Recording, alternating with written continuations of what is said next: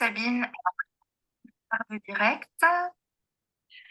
Alors là, ce sont... Bonjour tout le monde, je crois qu'on est en direct sur YouTube, sur la chaîne Up. Bonjour Charlotte, comment vas-tu? Ça va Sabine, par le direct. Alors là, J'adore le direct. on est J'adore le direct. Bonjour Mel, comment vas-tu? Nous attendons les invités qui vont Salut, arriver petit à petit. en le direct. Donc il Ah, faudrait que tu coupes le pourquoi son. ça tourne en J'adore le boucle? direct. Bonjour Mel, comment vas-tu? Nous attendons les invités qui vont Salut. arriver petit à petit. Est-ce que- est-ce qu'on peut couper le son? Il faudrait que tu coupes le Pourquoi son. ça tourne en Le boucle? direct. Bonjour Mel, comment vas-tu? Nous attendons les invités.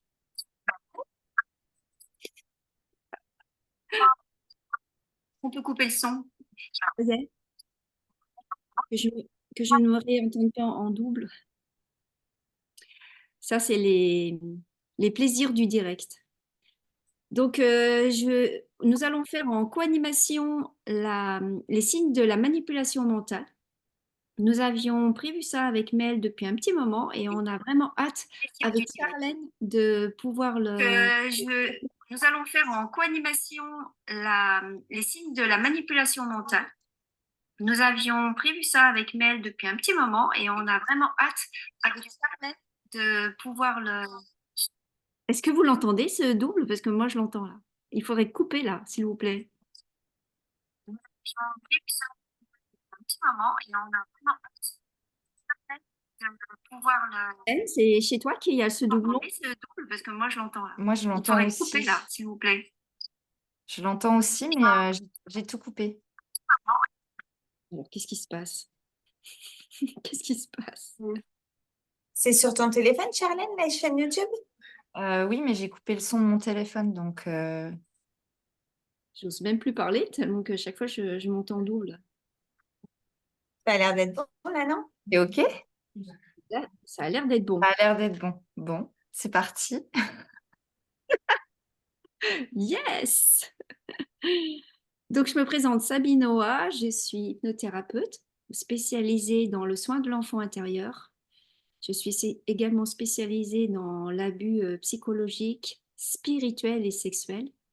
Et j'aide les personnes à sortir du stress post-traumatique suite à des abus qu'ont été victimes certaines personnes suite à une relation avec une personne pervers narcissique ou borderline.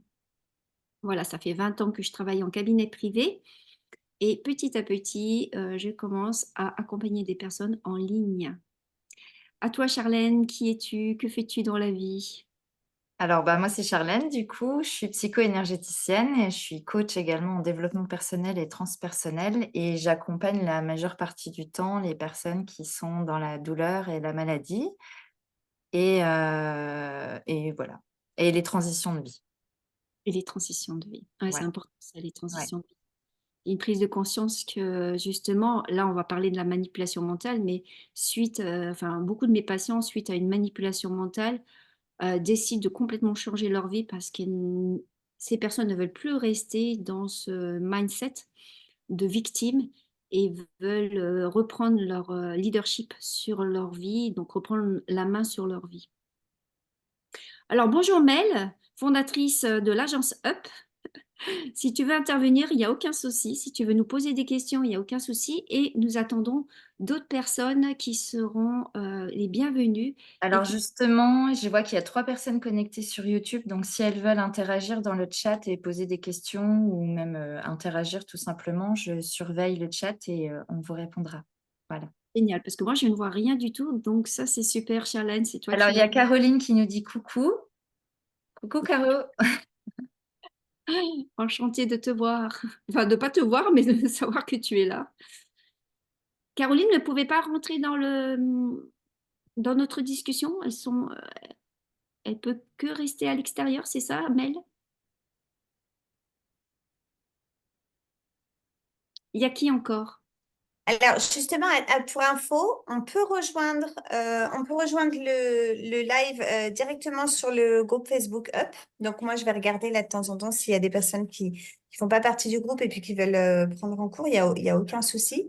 Et puis, je vais mettre en commentaire là de la chaîne YouTube, je vais mettre en commentaire le lien aussi du Zoom directement. Donc, si vous voulez rejoindre, allez-y, c'est le moment parce que je pense que c'est un sujet qui est méga important, super important et qui peut être vraiment précieux dans certaines situations là que certains peuvent vivre. Et puis, comme on l'avait mis dans le descriptif avec Charlène et Sabine, euh, on peut participer en fait à un live comme ça même si on n'est pas dans cette situation. On pense peut-être aussi à des personnes là de notre entourage, plus ou moins proches, mais des fois avoir des petites notions comme ça, des petits éclairages en fait sur un tel sujet, bah, ça peut peut-être aider des fois aussi dans des relations qu'on a avec des personnes où on se dit, ça, elle vit quelque chose j'ai l'impression qu'elle vit quelque chose de complexe, mais quoi? Je sais pas. Bah, peut-être que vous pouvez aller chercher de la matière aussi dans des lives comme ça et poser des questions ou alors partager justement la situation que vit quelqu'un et peut-être que on va peut-être pouvoir faire le lien, mettre des mots aussi sur les situations. Voilà. Donc, je vais mettre le lien du Zoom en commentaire là sur le live sur YouTube et n'hésitez vraiment pas à rejoindre, même si c'est dans quelques minutes, il n'y a pas de souci. Bonjour Caroline, Merci. je te vois à l'écran, c'est super. Et je vois qu'il y a d'autres participants, donc ils peuvent rentrer à l'écran comme ça sera très interactif et ça sera génial. Donc, je Bonjour vais les vous donner un filles. petit peu le processus qu'on va utiliser avec Charlène. Le premier, c'est je vais faire une méditation d'ouverture de cœur pour qu'on puisse vraiment ouvrir notre cœur à cette notion de manipulation mentale. Parce que cette notion, elle est très importante, comme le disait Mel, parce que ça peut nous briser une vie, ça peut vraiment briser notre confiance en soi, ça peut briser notre estime de soi. Ça peut même nous créer des maladies, ça on va le voir un petit peu dans la suite. Donc avec Charlène, elle va nous amener de temps en temps à faire des gestes de FT pour désensibiliser, ou en tout cas pour nous sensibiliser à la difficulté du moment. Et donc elle va nous montrer comment il faut le faire avec les gestes de l'EFT. Et puis, première chose, c'est les signes de la manipulation. Deuxième chose, les conséquences, la dangerosité. La dangerosité, pourquoi c'est dangereux la manipulation mentale? Quel est l'effet sur notre santé mentale et physique? Et puis, on va terminer sur comment on peut en sortir. Alors, en sachant qu'en 1 heure, on ne pourra pas tout dire, hein, donc on pourra peut-être faire une suite si vous en exprimez le désir. Voilà, et donc après, on va finaliser par, si tu veux faire un Charlène, peut-être des exercices aussi de FT pour aider les personnes à sortir de ce système d'emprise, parce qu'on peut vraiment parler d'emprise quand il y a une manipulation mentale, c'est on a été victime d'un abus particulier. Et dans cette emprise, on est soumis à cette emprise, on est soumis à ces techniques-là et on a un grand mal à s'en sortir si on n'est pas accompagné. En tout cas, en fonction de l'intensité de la manipulation, on aura parfois vraiment beaucoup de mal à en sortir. Et je peux parler de mon cas particulier lorsque j'ai été prise dans une secte spirituelle, donc dite branamiste. Et je vous expliquerai un tout petit peu comment j'ai pu m'en rendre compte et comment je m'en suis libérée. Donc ça, c'est ce qu'on va dire pendant ce petit live. Voilà, est-ce que c'est OK pour tout le monde? Est-ce que tout le monde est là? Est-ce que blablabla? Non, je vois pas de plus Alors, on de... a Milka 39 qui dit bonjour mesdames. Ce raid, c'est déjà fait puisque c'est mon frère. D'accord, c'est génial. Vraiment, on salue tout le monde. On est vraiment très heureux pour les personnes qui participent et on demande vraiment une participation, Charlène et moi, pour qu'on puisse vraiment vous répondre à votre questionnement. Et même parfois, si vous avez des témoignages à offrir, il n'y a aucun souci, on pourra faire un retour là-dessus. Voilà, je vous propose donc une petite méditation. Si vous êtes tous d'accord, je vous propose soit de fixer un point devant vous, soit de fermer les yeux pour entrer en vous et ouvrir ce cœur à ce thème-là qui nous touche, qui peuvent toucher quelqu'un de la famille également. Alors, je vous propose d'inspirer et d'expirer, parce que toute méditation commence par cette prise de conscience de l'importance de l'inspire et de l'expire. Donc, bien focuser sur notre respiration, si elle est haute ou si elle est vraiment, elle part du ventre. Donc, bien gonfler votre ventre, bien inspirer par le nez et bien souffler par la bouche. Alors, si on peut, c'est bien de décroiser les jambes pour éviter les nœuds énergétiques. Et bien, ça permet aussi de bien s'ancrer dans la terre. Voilà, bien se tenir droit par rapport à cet ancrage aussi avec le ciel, avec l'environnement. Donc, j'inspire, j'expire. Je fais la paix dans mon cœur, la paix dans ma tête, dans mes pensées euh, qui peuvent être nombreuses, envahissantes. Et là, je mets comme un grand soleil au niveau de mon plexus solaire, mon soleil intérieur qui grandit. Et en même temps que ce soleil grandit, je me mets vraiment en position d'ouverture de cœur, comme si je faisais un arc-en-ciel, je mettais un arc-en-ciel entre mon cœur et ma tête. J'inspire, j'expire. Je me laisse je me laisse vraiment ouverte à l'expérimentation, à sentir dans mon corps ce que les mots, les phrases, les prises de conscience vont me faire ouvrir certaines zones d'ombre que je n'ai peut-être pas voulu voir jusqu'à maintenant ou que j'ai vues et je ne sais pas encore comment m'en sortir de cette impasse. Donc je vous propose vraiment d'ouvrir ce cœur avec le sourire, avec la joie de l'enfant qui est en vous. J'inspire, j'expire. En premier lieu, je laisse partir toute culpabilité, je laisse partir toute difficulté, tout doute de mes capacités à retenir ce qui va être là.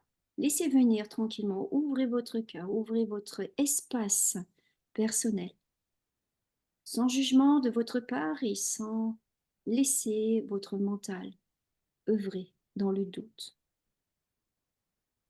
J'inspire, j'expire. Je me mets dans un lieu dans lequel je me sens bien, un lieu dans lequel je me sens puissante, je me sens protégée, je me sens ouverte à toute possibilité, à toute vision, à toute perception différente de ce que j'ai aujourd'hui dans mon cœur, dans ma tête.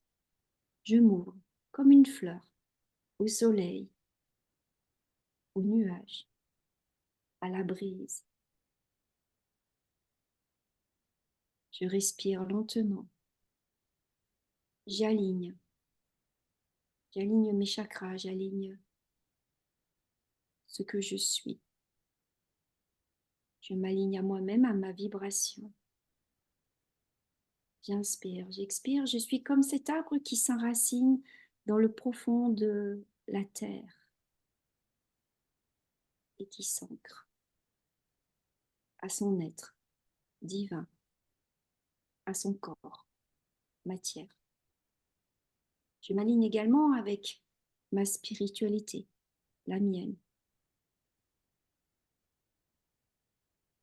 au fait que je laisse maintenant le pouvoir du cœur me guider vers la sagesse et l'intelligence émotionnelle. Je m'ouvre totalement à voir en moi ce qui est et ce qui n'a plus ce qui n'a pas lieu d'être maintenant. Je peux choisir ce qui est dans mon territoire et ce qui n'a plus besoin d'y être. J'inspire, j'expire. Je me mets en lien avec ma part intime, divine, là où personne n'a le droit d'aller sans votre autorisation. J'inspire, j'expire. Voilà, je suis dans cette ouverture de cœur. Maintenant, je suis ouverte, tout en gardant bien sûr mon esprit critique. Cette ouverture de cœur permet également à l'esprit critique d'être bien présent, non pas pour critiquer et condamner ce qu'on entend, mais surtout pour me positionner. Comment je me positionne et comment je vibre par rapport à ce qui a été dit. Voilà pourquoi sert mon esprit critique. justement, à pas me laisser manipuler. À un moment donné, là, je n'ai pas envie d'aller. Et je laisse l'ouverture à mon intuition. L'intuition qui me dit, ça sent bon ou ça sent pas bon. Et je me fais confiance, totalement confiance. Même si j'ai pu faire des erreurs dans mon passé, je vais vers cette confiance en moi. Je m'ouvre à l'inconnu, à ce qui pourrait me paraître étrange. Et maintenant, je suis prête à suivre ce live. J'inspire, j'expire et au chiffre 5, j'ouvre mes yeux. 1, 2, 3, 4 et 5. Voilà, super. Alors, je vais commencer par exprimer ce que ça veut dire la manipulation mentale.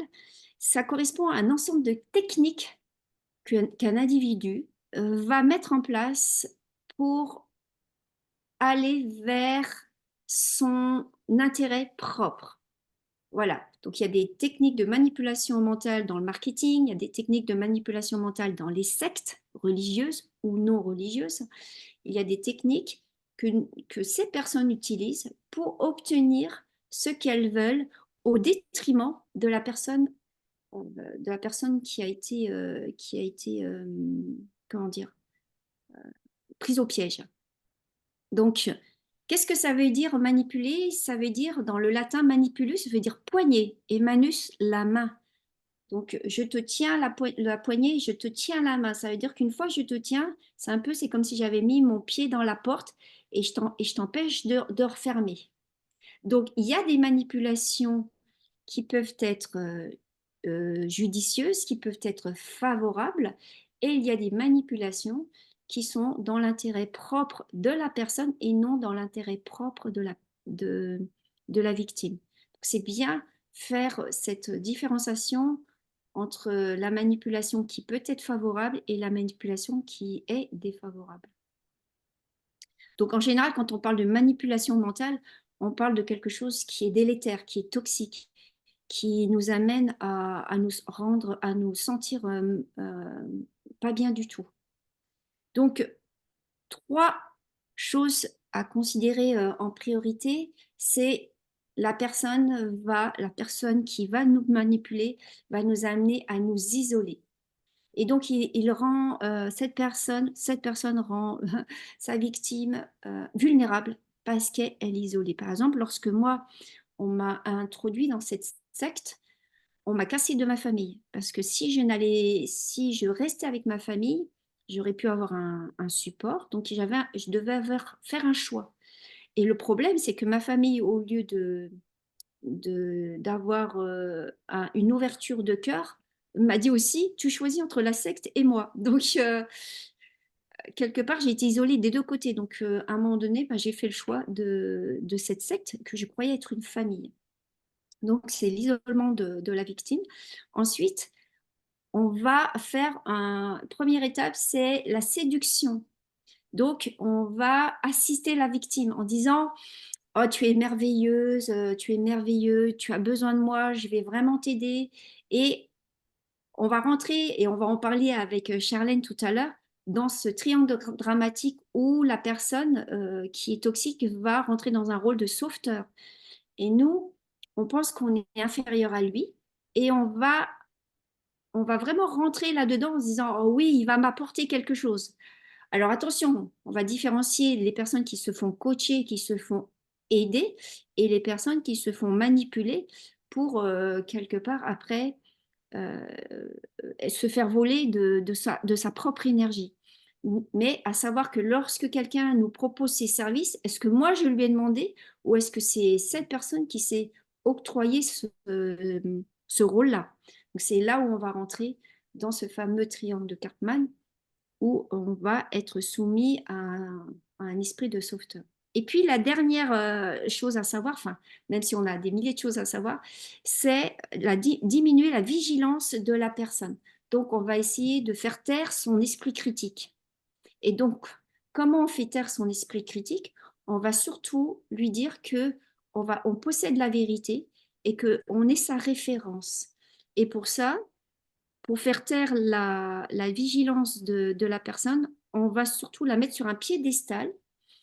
Et la personne se voyant sur un piédestal, elle va diminuer sa vigilance parce que si cette personne a besoin de reconnaissance, si cette personne elle a des blessures d'abandon ou de rejet, elle va, elle va se dire, ah, cette personne, elle me comprend. Et justement, celle qui va manipuler, elle va être vraiment dans l'écoute. Mais au point que cette écoute, elle va lui servir de support pour mieux comprendre la victime et mieux après s'en servir contre elle dans le futur. Donc attention à cela. Cette Est-ce que forme tu de voudrais... reconnaissance aussi qu'il peut y avoir.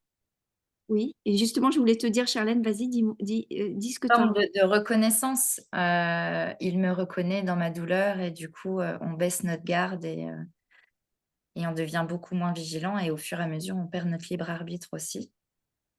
totalement. Et là où aussi on perd notre libre arbitre, c'est qu'il nous met dans la confusion de la vérité et du mensonge. Donc cette personne a l'art de mélanger bien la vérité et le mensonge. Et à un moment donné, il y a une telle confusion dans notre esprit qu'on ne sait plus comment on s'appelle quelque part, qu'est-ce qui se passe. On croit que c'est nous qui avons un problème parce qu'après, la personne va se servir de cette confusion pour dire, bah, tu vois, tu as besoin de moi parce que tu es en pleine confusion. Je vais t'aider à sortir de cette confusion, mais en fait, il va renforcer cette confusion. Donc ça, c'est important de le considérer. Est-ce que Charline, tu aimerais, je sais pas, intervenir ou pas? Bah, là, tu as dit le principal. Est-ce que ce serait bon de juger qu'on puisse faire un petit exercice déjà de FT? Si des fois, il y a des personnes qui sont là et qui peuvent se sentir confuses justement, si elles vivent si elles sont en train de vivre un petit peu cette confusion par rapport à une personne ou plusieurs, hein, même parfois, pour récupérer un peu ses esprits. Alors, vas-y. Alors l'EFT déjà, je vais expliquer que c'est, une méthode, psycho-énergétique de tapping. Donc, on va tapoter d'abord sur le point de la main pour éviter au mental de faire barrière et ensuite on va tapoter des points au niveau du visage, des points assez précis. Voilà, vous avez juste à me suivre. S'il y en a qui veulent tapoter, qui sont en ligne, on peut y aller. Donc même si je me sens confuse, même si j'ai l'impression de perdre mon libre arbitre et de ne plus savoir où j'en suis par rapport à cette personne, eh ben, je l'accepte pour l'instant, parce que si je pouvais faire autrement, je l'aurais déjà fait.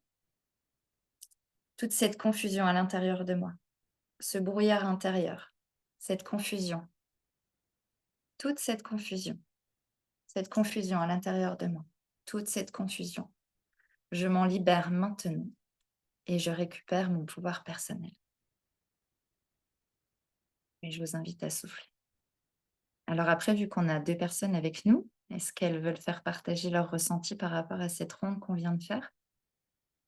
Et même dans le chat sur, YouTube, si vous souhaitez, si vous avez fait, la ronde de tapping, de nous dire s'il y a des choses pour vous qui se révèlent.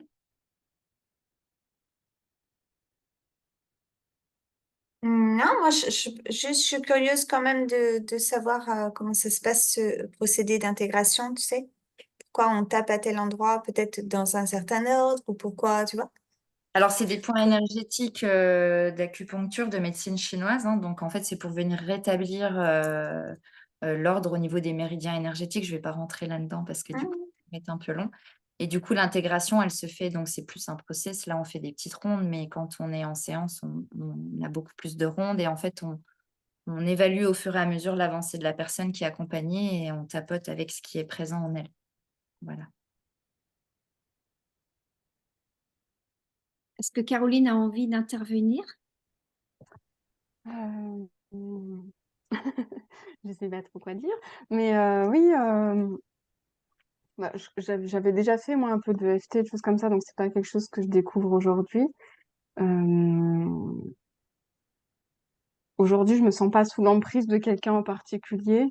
si ce n'est peut-être ma propre emprise personnelle, qui est peut-être encore autre chose, je ne sais pas.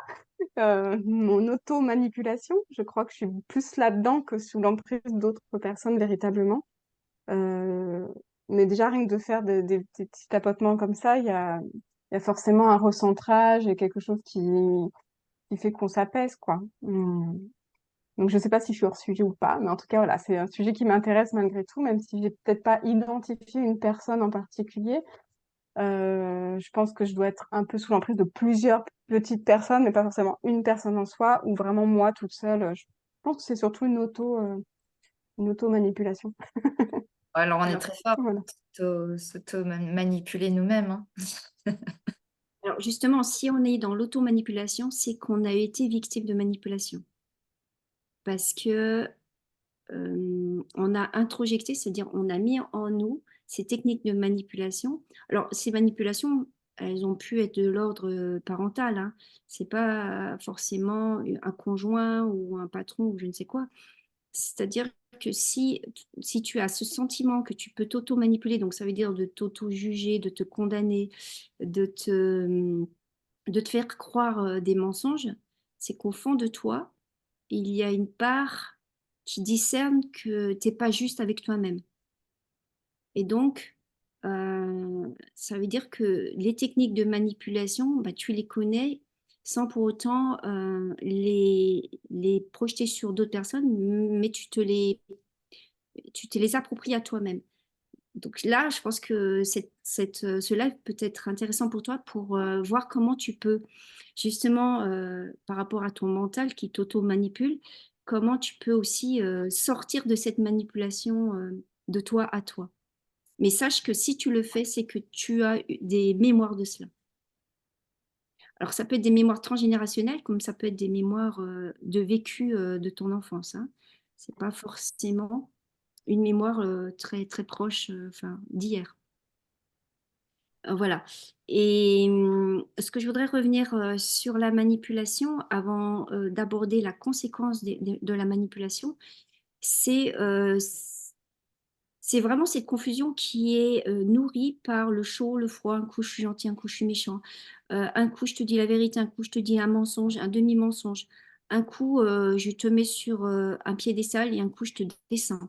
Donc c'est vraiment cette instabilité émotionnelle qui l'entretient. L'invalidation émotionnelle aussi, on peut en parler aussi, hein. Parce Comment? je dis l'invalidation émotionnelle, on peut en Oui. parler aussi, hein, Bah, parce que vas-y, parle-en, Charlène, s'il te plaît. c'est quelque chose qu'on a vécu. Tu as parlé un petit peu de l'enfance et du système éducatif. Je crois qu'on l'a tous vécu, de se faire invalider dans nos ressentis et dans nos émotions, hein, quand on se dit je suis triste et puis qu'on nous dit mais non, mais non, mais non. Eh ben forcément, on va aller se remettre en question et on va nier nos ressentis, nos émotions. Et c'est comme ça que la manipulation commence aussi. Totalement. Et effectivement, sortir de la manipulation, c'est revalider notre émotionnel. C'est revalider ce qu'on peut ressentir, ce que peut ressentir notre enfant intérieur, cette petite fille ou ce petit garçon qui est à l'intérieur de nous, cette partie qui est en nous. Et c'est vraiment le siège de l'émotion, cet enfant intérieur. Donc, si toi, tu te dis que tu t'auto-manipules, c'est qu'il y a en toi un sentiment qu'il y a une part de toi qui est injustement pris dans une confusion, pris en otage. Et justement, les personnes qui sont dans la manipulation mentale jouent sur le chantage émotionnel. Je t'aime si tu fais ci, ou je te rejette si tu fais ça. Donc, quand on se le fait à soi-même, quelque part, c'est qu'on a vécu ça, sinon on ne le fait pas. Quelque chose aussi que je voudrais rajouter, c'est cette omniprésence, il fait croire, la personne fait croire, la personne toxique fait croire qu'il est omniprésent. Je serai toujours là et quoi que tu fasses, je te fais croire que je suis là pour te surveiller.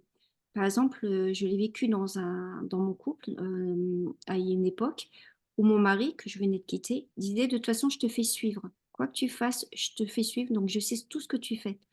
Et il m'avait mis dans une telle peur presque obsessionnelle de sa présence que à chaque bruit que je pouvais entendre, je sursautais.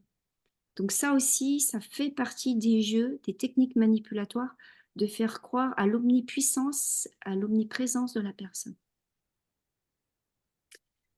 Voilà, donc grosso modo, hein, là on pourrait y passer des heures et des heures pour vraiment être plus dans l'acuité des signes de la manipulation. Donc juste en gros, j'ai été dans une secte pendant 6 ans et qu'est-ce qui m'a fait rentrer dans cette secte? C'est un besoin d'avoir une famille, d'avoir un lien avec quelqu'un, un sentiment aussi d'être particulière, d'être l'élu entre parenthèses. Et puis aussi ce besoin de donner un sens à ma vie, donc d'où mon envie de rentrer dans une communauté religieuse pour comprendre un peu le sens de ma vie, le pourquoi on est né, ou pourquoi on meurt, etc., etc. Donc ça, c'était positif, le fait de chercher un sens à ma vie, mais là où j'ai été coincée, piégée, c'était qu'on me faisait croire qu'on allait me donner un sens à ma vie, mais c'était surtout, on me piégeait pour prendre mon énergie et prendre comment on appelle ça? Ma fraîcheur, j'allais dire, et tout mon dynamisme pour me faire rentrer dans une sorte de modélisme où je devais être comme un petit mouton et suivre ce qu'il disait. Par exemple, les femmes, on n'avait pas le droit de se couper les cheveux, on n'avait pas le droit de se maquiller. Et c'était très paradoxal, leur signal, enfin leurs signaux, c'était de se dire devenez une femme, mais en même temps devenez soumise à l'homme. Et on avait notre salut que si on était soumis à notre conjoint ou en tout cas à la hiérarchie masculine. Donc, c'était vraiment des messages paradoxaux et c'est pour ça que je parle d'emprise parce que on y perce au latin, c'est qu'on nous valorise quelque part, mais on nous descend de l'autre. Donc, voilà les conséquences.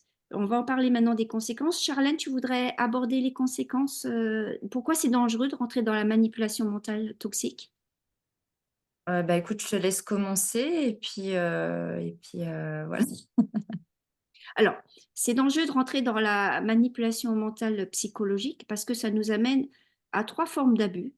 L'abus psychologique affectif, à l'abus spirituel et à l'abus sexuel. Et quand on est manipulé, on a arrêté notre zone de réflexion et là, on va rentrer dans un abus de faiblesse et on va pouvoir, comment dire, on est prêt à offrir à l'autre ce dont il a besoin. Il a besoin de notre énergie, il a besoin de notre... et c'est là, il mange notre énergie, il pompe notre énergie. Et nous, on ne le sait pas. On croit que nous allons nous enrichir à ses côtés et c'est le contraire ce qui se passe. Donc, nous baissons en énergie et nous pouvons tomber malades, nous pouvons tomber en dépression, nous pouvons tomber en manque de confiance en soi, en valeur, en estime de soi de plus en plus bas.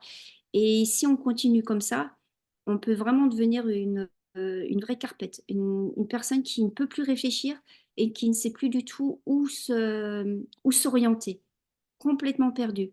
Et plus ça va, plus elle va acquérir la notion de groupe et n'aura plus du tout son propre mindset, son propre pouvoir. Elle le perdra totalement. C'est pour ça que c'est dangereux, la manipulation mentale. Tu voudrais rajouter quelque chose? Ben, je crois que tu as dit la majeure partie. Après, perte de confiance, d'estime, du goût de vivre. Ouais. Alors, on peut aussi augmenter l'anxiété, les angoisses. Alors, Mel a levé la main, je crois qu'elle a une question. Ouais, je voudrais, tu sais, étant donné que c'est très, très subtil, tu as raison, cette confusion-là qu'on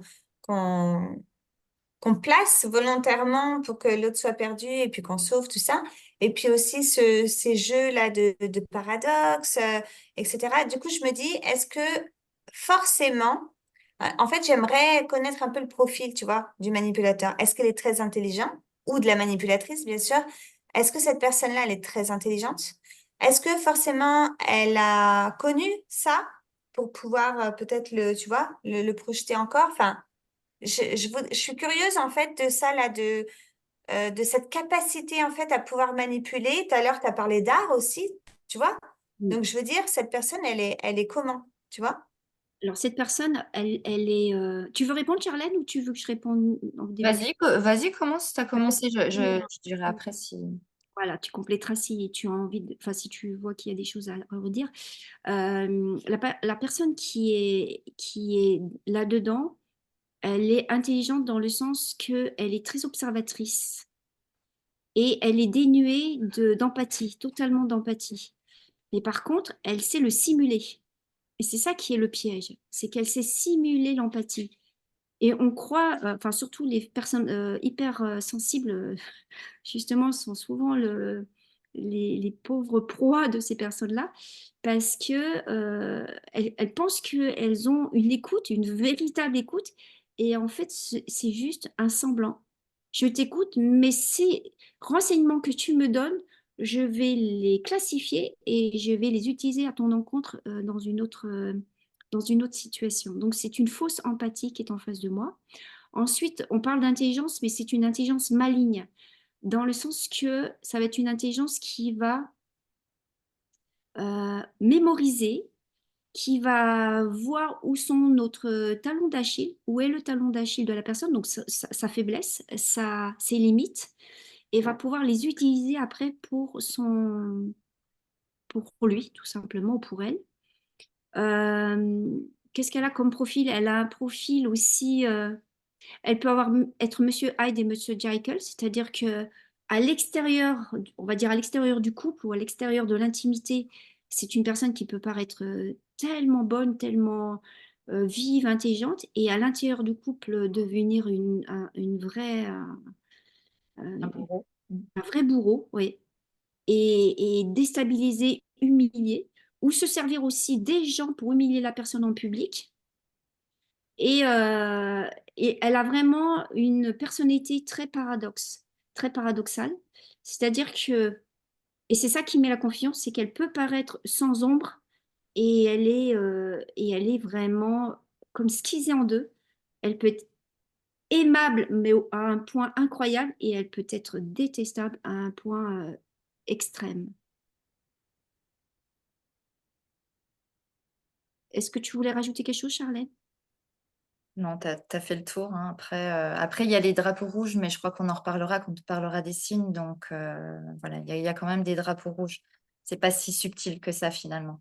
C'est pas si subtil que ce que ça en a l'air. C'est très fin, mais c'est pas si subtil que ça. Donc, je pense qu'on reviendra après quand on va parler des signes. Oui, et surtout dans cette compréhension, je vais mettre justement, je vais répondre encore à ce que tu m'as dit, Mel, et je vais partager le triomphe de Karma pour que vraiment vous puissiez voir pourquoi on se fait prendre là-dedans, persécuteur, sauveur et victime. Et en fait, la base du manipulateur, c'est qu'il va nourrir la peur. Il va nourrir ta peur. Tu as peur d'être isolé, tu as peur d'être jugé, d'être rejeté, tu as peur de paraître idiote, tu as peur de plein de choses.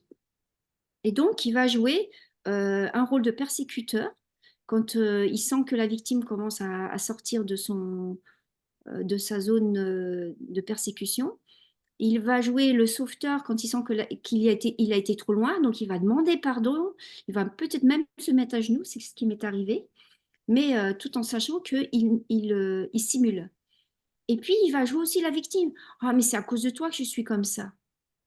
Donc il va jouer aussi des cycles, enfin pardon, il va faire entrer sa victime dans des cycles où il va être très persécuteur, voire frapper la personne. Pas que avec les mots, mais aussi avec les mains. Et puis, à un moment donné, c'est ce qu'on appelle le cycle de la lune de miel, où il va jouer le sauveur. Il va dire, oh ma pauvre chérie, mon Dieu que je suis un monstre pour toi, je te demande pardon, plus jamais je te ferai ça, promis, promis, promis. Et la victime croit que c'est vraiment du vrai. Et puis après, il va aussi jouer ce rôle de victime. Oui, mais si tu savais que c'est à cause de toi, à cause de tes comportements qui sont de cette manière-là, et je suis victime de tes comportements, c'est pour ça que je suis comme ça, c'est pour t'aider. Donc, c'est pour ça que vous verrez qu'il y aura de la colère qui va vraiment se mettre en place et vous aurez peur de cette colère, de ce persécuteur. Ensuite, il va être dans un rôle de sauveteur et là, vous allez vous dire, il a besoin de moi, donc ou j'ai besoin de lui. Non, c'est pardon. Quand il se met dans le rôle de sauveteur, c'est que vous allez dire, j'ai besoin de lui. Et quand il va se mettre dans le rôle de victime, vous allez dire, oh, il a besoin de moi. Et donc, qu'est-ce qui va se passer quand il va être dans ce rôle de victime? Vous allez avoir honte de l'avoir mis dans cet état-là. Alors que lui, il n'a pas du tout honte de vous mettre dans cet état. Donc, ce trait dramatique, tant qu'on y est, ben, on peut pas s'en sortir si on n'en prend pas conscience. Vraiment, ce sont les signes. Hein, Charlène, si tu veux, voilà les drapeaux rouges, il a. Hein. Vas-y, continue si tu veux dire des choses par rapport aux drapeaux rouges. Alors oui, les drapeaux rouges, parfois, il va dire qu'il est lui-même bourreau ou voilà, et c'est là qu'on peut, ou alors quand il est en mode persécuteur, un petit sourire en coin. Quand vous pleurez, pareil, un petit sourire en coin ou un regard assez fixe et vide. Ça, c'est des signes qui peuvent vous mettre sur la piste. Qu'est-ce que j'avais d'autre comme drapeau rouge? Des excuses, on sent si on se branche un petit peu sur l'empathie ou l'hypersensibilité, parce que comme l'a dit Sabine tout à l'heure, bien souvent, c'est les hypersensibles qui se font avoir. Si vous vous branchez sur votre empathie, si vous vous reconnectez à votre empathie et à votre hypersensibilité, vous allez voir que quand il y a des excuses, elles ne sont pas dites avec le cœur. Elles sont très mentalisées. Et là, c'est un signe de manipulation puisqu'il est en train de mettre en place son jeu de bah, je te manipule pour que tu crois ce que je suis en train de te dire. Hmm. Voilà, je vais quitter le partage. Après, je crois que Caroline avait levé la main tout à l'heure. Je crois qu'elle avait une question aussi avant qu'on parle. J'avais plutôt une remarque, en fait. Je me sens un peu troublée parce que, tu vois, j'ai le sentiment, moi, d'être la manipulatrice, tu vois. Par exemple, quand on est adolescent, enfin, quand j'étais adolescente, parce que je ne peux pas comparer à d'autres, quand j'étais adolescente, par rapport à l'amour, tu vois, quand je me sentais dans la peur que l'autre s'en aille ou des choses comme ça, j'avais l'impression d'utiliser le côté manipulateur. C'est tes copains ou moi, ou, tu vois, c'est de ce côté un peu, bah voilà, ce que tu as vécu, Sabine, c'est entre ma famille et moi, entre la secte et moi. J'ai l'impression de faire subir ça à l'autre. Donc moi, je pense que je Alors, pense pas être une manipulatrice complète non plus, mais j'ai utilisé de la manipulation chez l'autre, ça c'est sûr. Et, euh, et ça m'arrive dans mon couple que mon mari me le dise aussi, que j'ai un côté manipulateur comme ça. Donc je sais pas si c'est moi du coup qui me fait manipuler quand on me dit ça, ou si du coup c'est vraiment moi la manipulatrice. Bah, du coup, ça me fait questionner effectivement, sur moi. on peut être manipulateur ou manipulatrice à un certain niveau. Mm. Sauf que si tu as de l'empathie, tu fais pas partie des profils manipulateurs et pervers narcissiques. Hein, c'est ce qu'on appelle les jeux d'ego. C'est oui, une fois qu'on est dans nos blessures, on a peur d'être abandonné ou rejeté par l'autre. Forcément, on va mettre en place des schémas pour essayer de retenir l'autre parce qu'on l'aime. Chez le manipulateur et le pervers narcissique, c'est autre chose. C'est parce que t'es un objet de satisfaction pour lui. Il n'y a pas Exactement. d'amour, il n'y a pas de sentiment, il n'y a rien. C'est un objet de satisfaction qui vient satisfaire ses propres intérêts à lui, quoi. Mm. Donc, que tu le mettes sur un piédestal, est-ce que tu demandes à ton mari de te mettre sans arrêt sur un piédestal Je ne pense pas. Non, j'aimerais qu'ils me mettent sur un piédestal en fait, justement. Mais Donc bon. voilà, chez toi, c'est plus des schémas d'ego peut-être un peu blessés quand tu es dans tes blessures d'abandon ou de rejet, que tu as Mm. peur qu'il te laisse parce que tu l'aimes profondément et que du coup, bah, tu as peur qu'il te quitte ou voilà, tu vas mettre en place ces jeux-là. Mais là, on est sur un tout autre.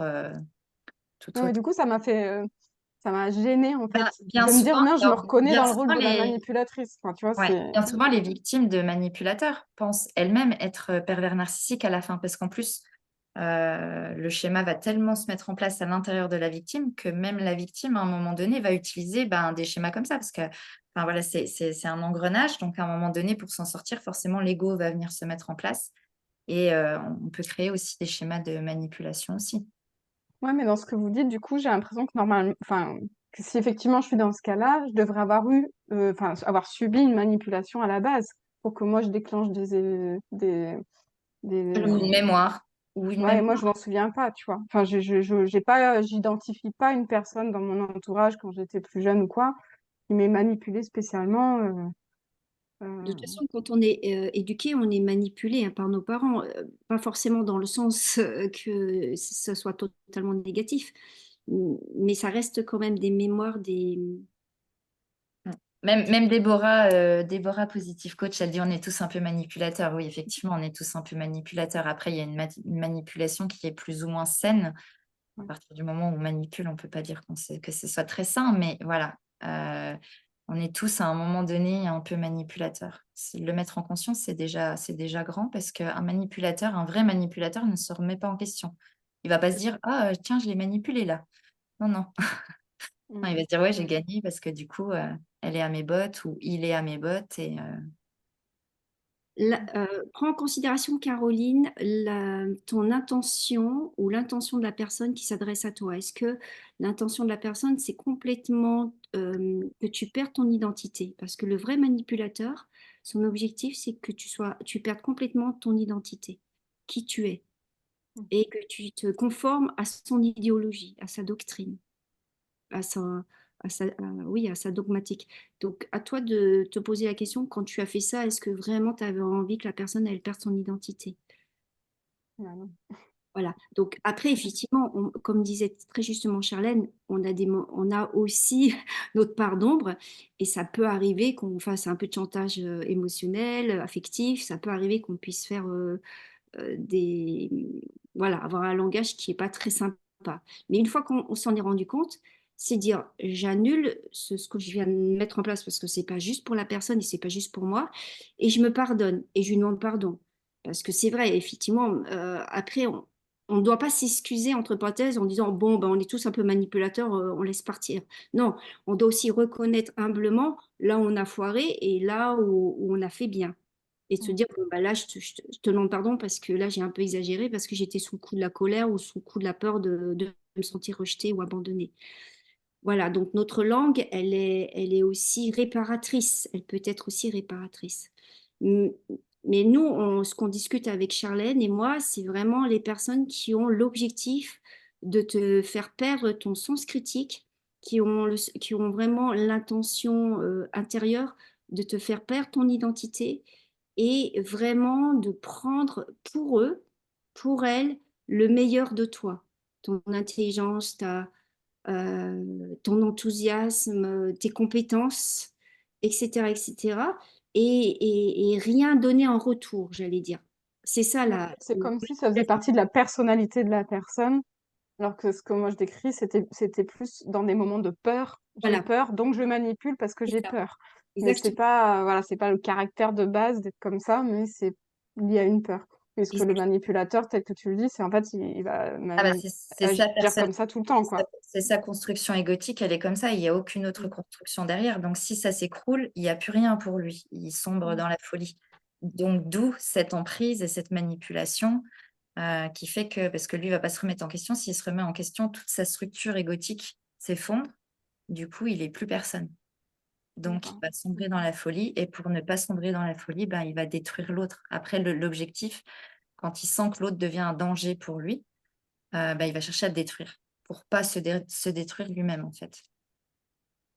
Là. Et donc, je réponds aussi à Mel quand elle demandait si lui-même a-t-il vécu la même chose. Oui, il a pu vivre cela. Mais chez lui, comment dire, il y a comme quelque chose qui s'est détruit dans son identité. Et donc, il a forcément été victime d'un abus ou d'une maltraitance. Seulement, au lieu d'aller chercher de l'aide, il va enfin, s'auto dire de lui-même qu'il est la toute-puissance, faire fi de ce qu'il a pu vivre de négatif, de malheureux, ne pas rentrer dans justement dans ses émotions parce que justement, comme disait Charlène, ça risque de, enfin, il a la croyance que ça va le détruire, mais en fait, il fait le choix, il fait vraiment le choix de ne plus être en contact justement avec son enfant intérieur. Il fait le choix de se schizer. Et c'est pour ça que on peut parler de personnalité schizoïde et paranoïde, parce que il va prendre les gens comme des personnes qui peut être un potentiel dangereux pour eux. Donc il faut il les contrôle. Ce sont des personnes qui sont vraiment dans le contrôle. Donc quand je parle de ça, je parle vraiment des high level, des personnes toxiques. Hein, c'est pas il y a des petits manipulateurs, voilà, il y a des intensités, il y a des niveaux d'intensité, de manipulation et de toxicité. Eh ben, moi, justement, merci Sabine, je voulais rebondir là-dessus parce que je me dis, quand il y a une personne qui regarde un live comme ça et puis qui se dit, ah bah, quand elle a dit ça, tu vois, ça m'a fait écho et tout. Puis quand elle a dit ça, tout quoi. Mais du coup, qu'est-ce qu'elle fait, cette personne-là qui regarde un live comme ça? Elle se dit, OK, en gros, la personne à qui je pense là, elle l'est ou elle l'est pas parce qu'elle coche pas toutes les cases qu'elles ont dit. Ou alors, tu vois, faut peut-être pas abuser. Elle est pas comme ça à ce point. Comment elle fait pour repérer sans se dire, non, là, c'est abusé ce qu'elles sont en train de dire. Moi, il est comme ça ou elle est comme ça. Tu vois, comment elle fait Alors, pour au faire preuve départ, de discernement? au départ, elles vont trouver des excuses. Il va y avoir des amis proches qui vont tirer la sonnette d'alarme, qui vont dire depuis que tu es avec lui ou depuis tel instant, tu es bizarre, tu as changé, on voit bien que tu n'es pas heureuse, il y a quelque chose qui ne va pas. Il va y avoir de l'entourage qui peut venir tirer un petit peu la sonnette d'alarme. Et justement, la personne, elle va dire oui, mais non, c'est parce qu'il a eu des traumas quand il était jeune. Oui, mais il agit comme ça parce que. Et voilà, en fait. Hmm. Le lot des excuses. Ouais, alors ça fait un peu Elle peur trouve des excuses pour l'autre pour lui, personne. pour Hmm. l'autre personne, ouais. Donc, si elle cogite à ça, cette personne-là qui regarde et qui dit, c'est vrai que je suis sans arrêt en train de lui trouver des excuses. Ça, c'est déjà un bon repère, un bon C'est un bon indicateur. repère. Hmm. Et puis aussi, le deuxième bon repère, c'est de se dire, est-ce que j'ai toujours besoin de demander son avis? Est-ce que j'ai l'impression que je ne suis pas assez confiante en moi et j'ai toujours besoin de demander l'avis de quelqu'un?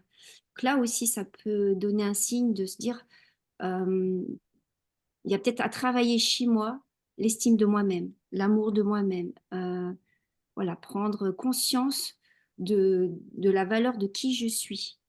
Et, et justement, en revenant sur comment sortir de cette manipulation mentale, c'est de voir déjà les signes qui m'ont contraint à me percevoir d'une autre manière et qui me mettent quand même mal à l'aise parce que je sens que dans mon corps, il y a quelque chose qui lâche. J'arrive plus à dormir, je mange, j'ai de la boulimie ou c'est contraire, j'ai de l'anorexie, j'ai plus les idées très claires, je ne sais plus qu'est-ce qui est la vérité du mensonge, etc. Donc ces troubles psychosomatiques qui se mettent en place peuvent être aussi des signes de se dire, oh là, il y a quelque chose qu'il faut que je revoie parce que sinon, je vais y perdre moi. Les changements de schéma aussi, par exemple. Alors là, ça va être pour un couple, mais ça peut être aussi pour les changements de schéma, se mettre à cacher des choses que l'on achète ou parce qu'on a peur de la réaction de l'autre.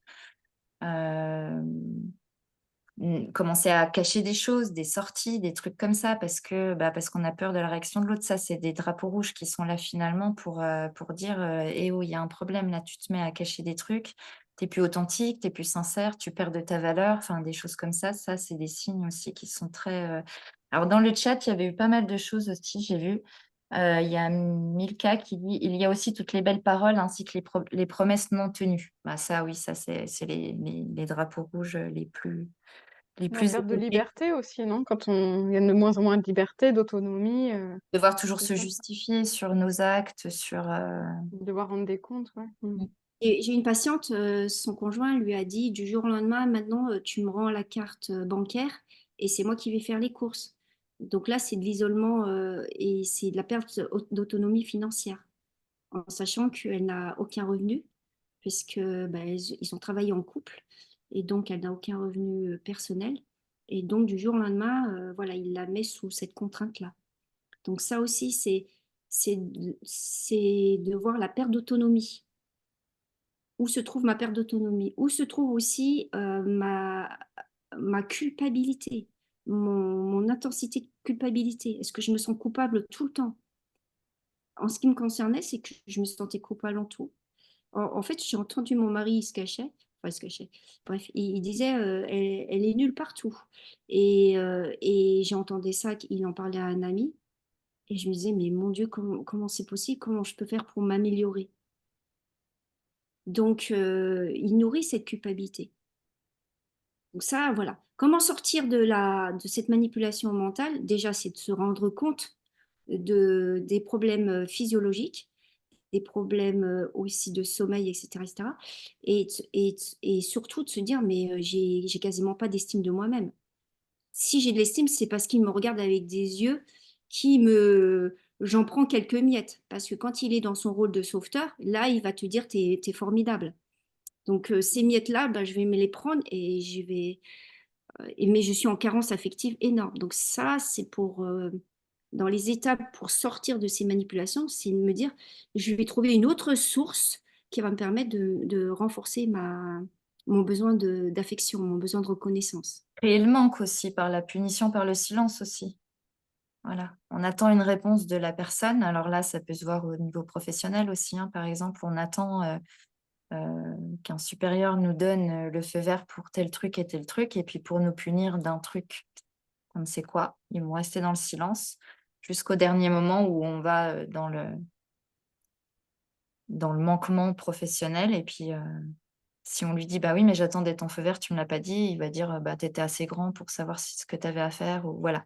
Et là, on est vraiment dans de la manipulation, les injonctions paradoxales, tout ça, Absolument. c'est type manipulateur, voire pervers narcissique, dans Moi, ça m'a interpellée tout à l'heure quand vous avez dit, souvent dans un couple, on peut voir une personne qui est hyper sociable quand ils sont en groupe, avec des groupes d'amis. Tu vois, genre la personne que tout le monde adore, tu vois. Et puis après, c'est un véritable cauchemar à la maison. Ou alors, ouais, c'est plus ça, voilà, c'est plus ça. Ou alors, voilà, que peut-être que la personne, elle rabaisse l'autre devant tout le monde. Ou alors, elle s'amuse en fait à être super avec cette personne-là. Et puis dès qu'on rentre à la maison, ça m'interpelle parce que honnêtement, je pense que c'est courant.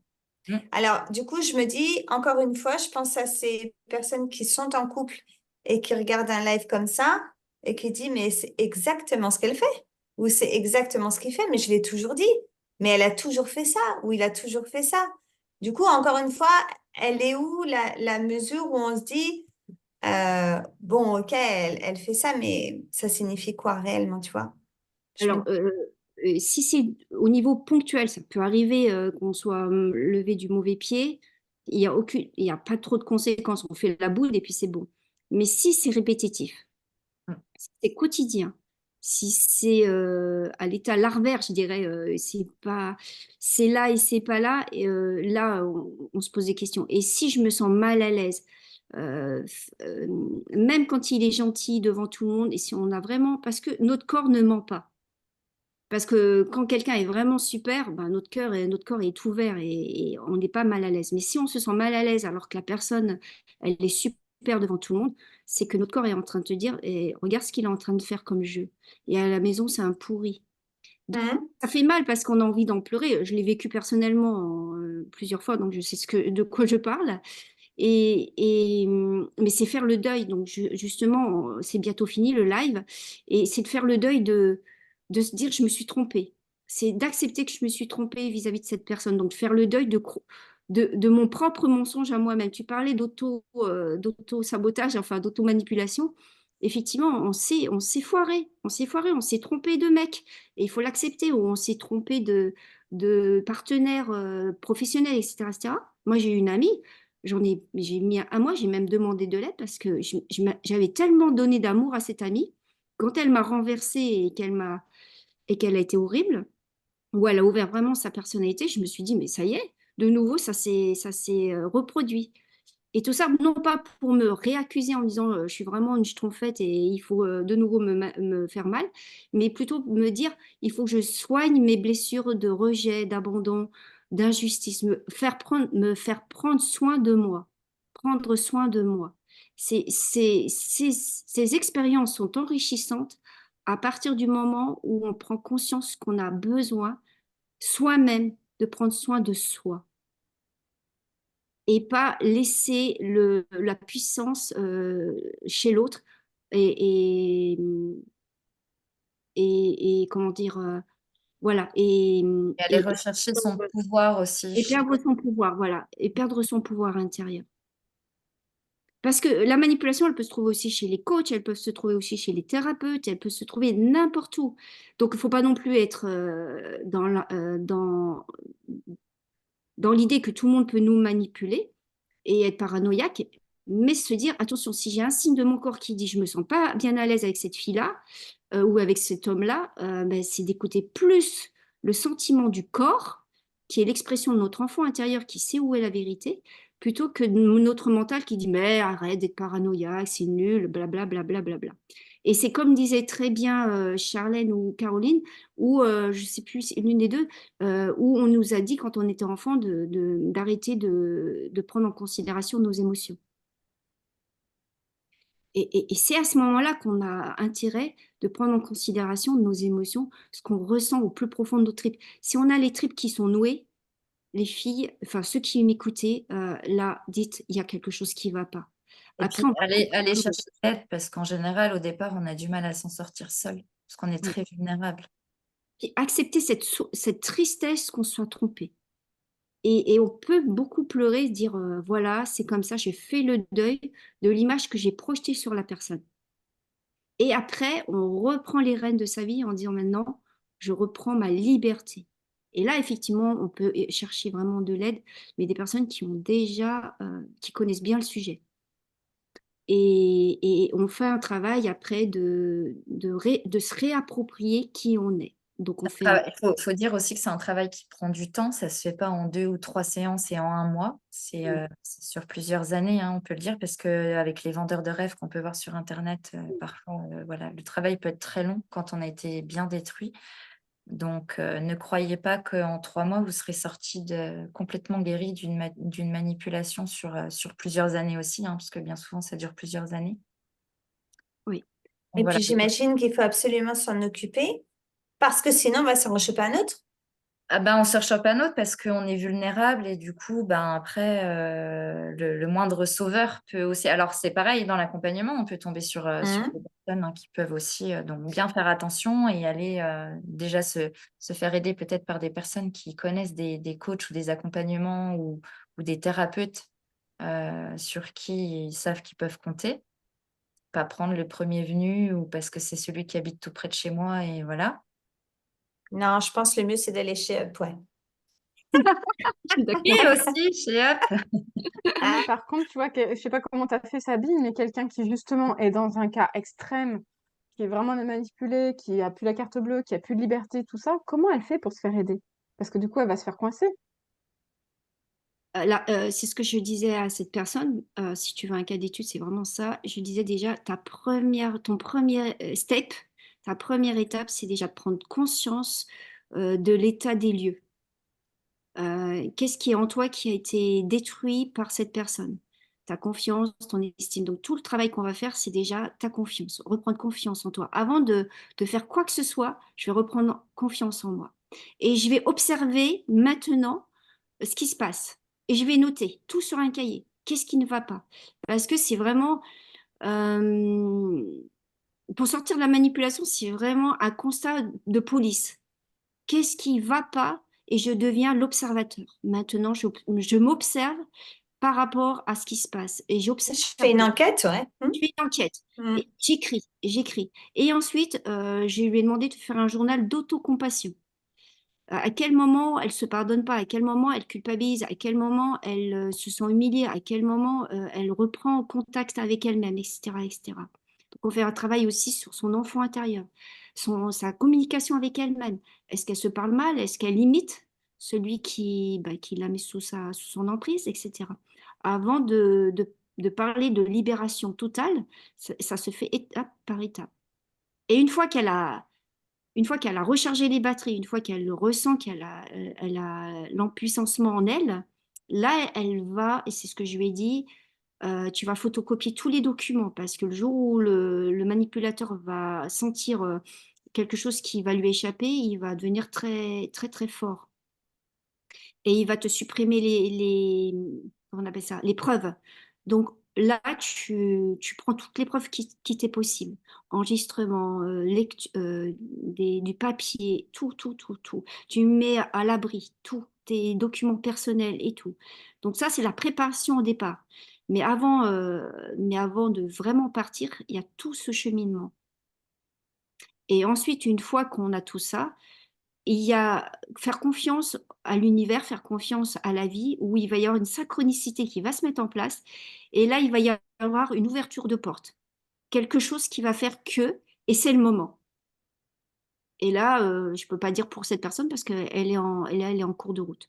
Donc, c'est ce que je lui dis. Sois patient, tu sais, maintenant tu sais que tu veux te libérer, tu sais ce qui se passe, tu fais tout ce travail avec moi, tu fais tout ce cheminement, ce processus de retrouver ton pouvoir intérieur. Et une fois que la porte va s'ouvrir, alors là, tu ne demandes pas est-ce que j'ai tort, est-ce que j'ai raison, est-ce que je suis en doute, est-ce que j'ai tort, est-ce que c'est moi qui tourne par rond, etc. Là, tu sauras exactement que c'est le moment de prendre la porte.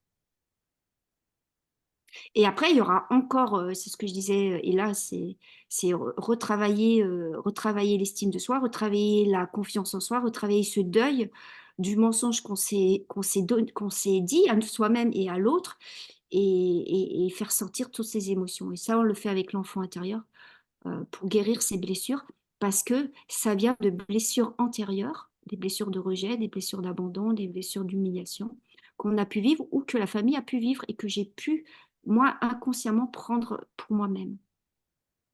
Est-ce que tu voulais rajouter quelque chose, Charlène? Non, alors je crois que Caroline, c'était sa question au départ, c'était aussi sur le fait que comme cette personne n'avait plus d'argent, comment elle avait fait pour venir te consulter finalement? Ah, Ah, c'était ça ta question, excuse-moi, je n'ai pas compris. Ben, parce que je lui fais un prix.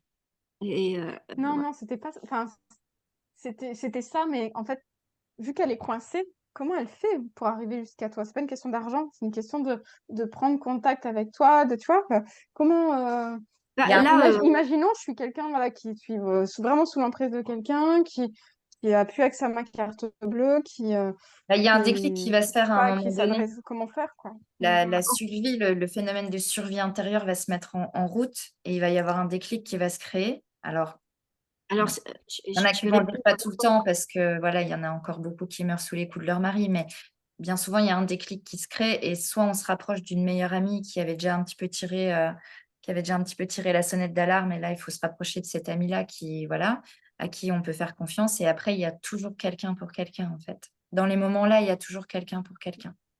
Alors, je vais aussi répondre par rapport à cette étude de cas. Cette personne est venue me consulter parce qu'elle était dépressive. Donc, il n'y avait pas du tout prise de conscience de manipulation ni rien. Elle n'était pas bien dans sa peau. Voilà. Et à l'époque, il n'avait pas enlevé sa carte bancaire.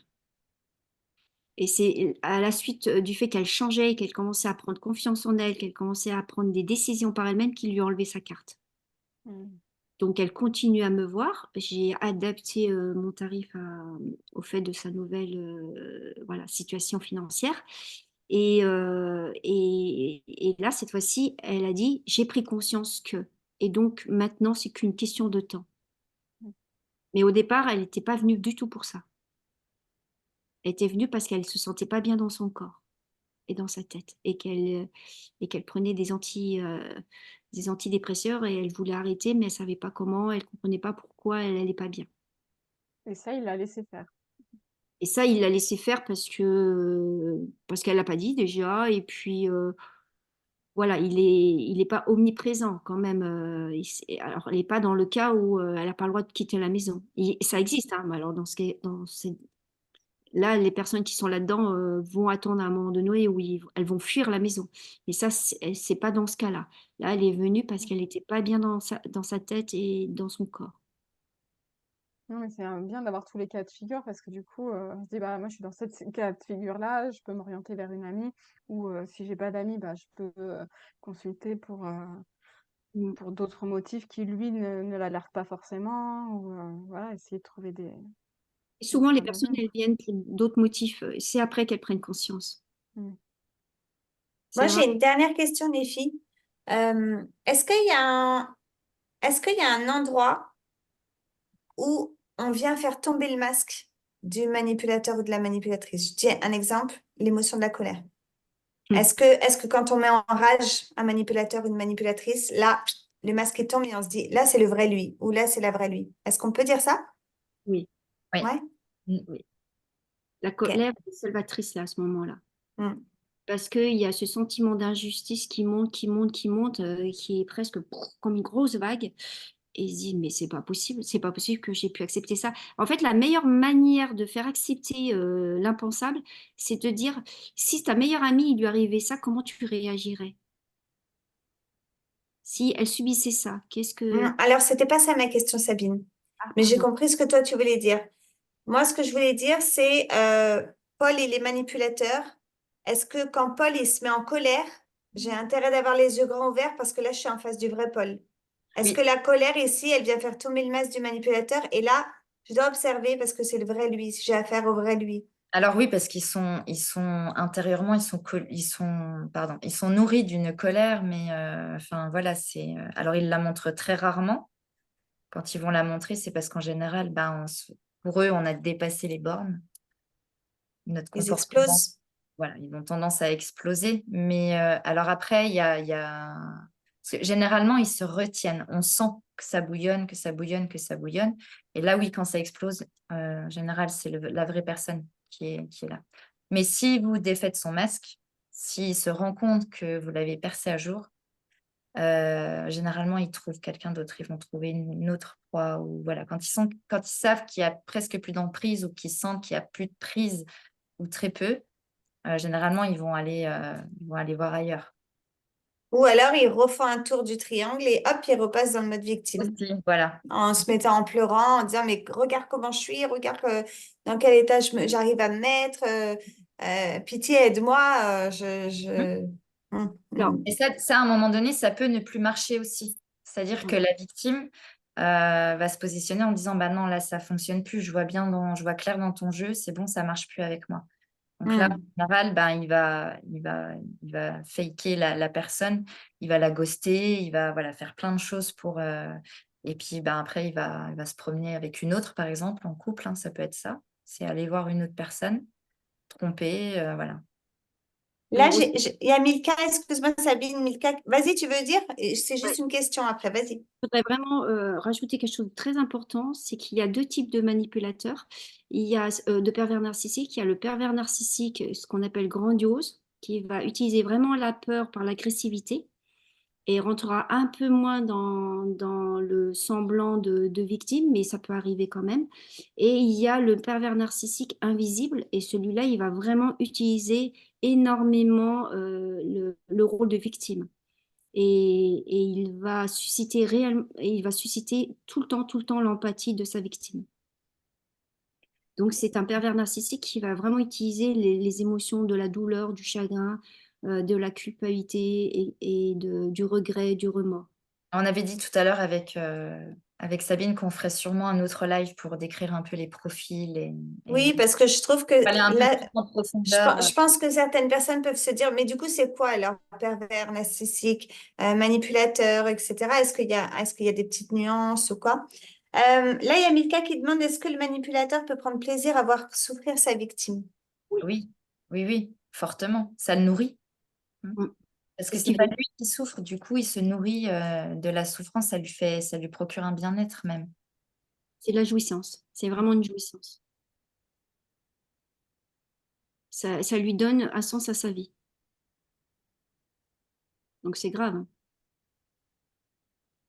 Après, il y a quand même Déborah qui dit certains sont très calmes et se montrent dans la perversité de l'intimité.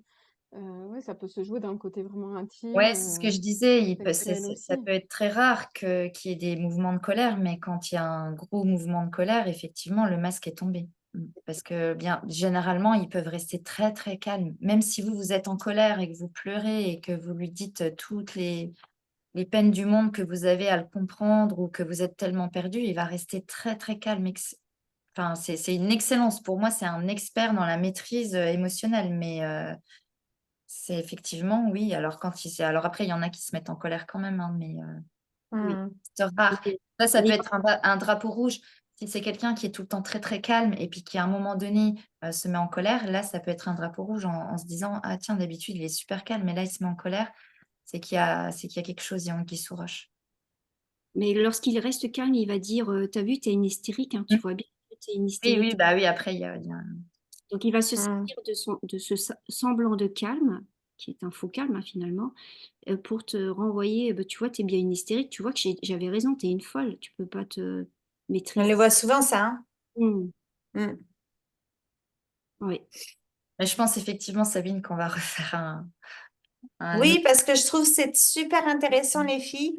Et je pense que, ouais, on peut De toute aussi façon, aller en un peu une heure, plus loin. c'était très tendu de faire quelque chose d'assez complet, mais on voulait voilà, vraiment montrer les étapes qu'il pouvait y avoir, le fait qu'on puisse s'en sortir, ça c'est vraiment important de le dire, oui, de ne pas focuser que sur la perversion et la manipulation et de se dire qu'il y a une issue de sortie et qui est même très salvatrice parce qu'après on se sent grandi, oui, euh, on a une confiance qui revient, une estime de nous-mêmes qui revient et on en sort vraiment grandi.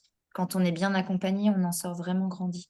Et je pense que ça peut être la conclusion, c'est de se dire, peut-être que vous êtes victime de quelque chose là pour l'instant, mais vous pouvez vous en sortir et il y a une porte de sortie qui est là pour vous. oui. Une belle résilience qui vous attend, une belle promesse de retrouver votre identité, encore beaucoup plus ancrée en vous-même. Une belle promesse de dire aussi que votre pouvoir critique, il a toute sa légitimité, pas dans le sens de condamner les gens, mais dans le sens d'observer et de dire est-ce que ça me correspond, est-ce que je suis alignée avec ça. Donc ça, c'est une belle promesse de retrouver son pouvoir intérieur. Voilà pour ce live Super avec bien. Mel, Caroline et puis toutes les personnes que je ne cite pas. Un grand, grand merci. Si vraiment si ça vous a interpellé, n'hésitez pas à contacter Up. Et voilà, donc Alors merci à tous ceux qui ont participé dans le chat, c'était bien. Alors on a Ouais. tout le temps répondu, tout le temps répondu à vos questions où il y a eu des très belles choses de dites. Déborah, merci pour ta participation parce que vraiment elle est très chouette. Il y a eu plein de choses qui se sont dites et c'est top. Et puis Milka, d'avoir Mm. exposé aussi ta situation, de l'avoir mise en lumière, de nous avoir partagé tes ressentis. Voilà, c'est chouette. Et du coup, on en reproposera parce que ça peut aider beaucoup. oui, pour garder notre identité. Ouais. Un grand merci et puis ben, à la prochaine. Au revoir tout le monde. Bye bye. Merci. Salut tout le monde. Merci les filles. Merci. Bye bye. Bonne soirée. Bonne soirée à tous. Bonne Salut. soirée. Belle soirée.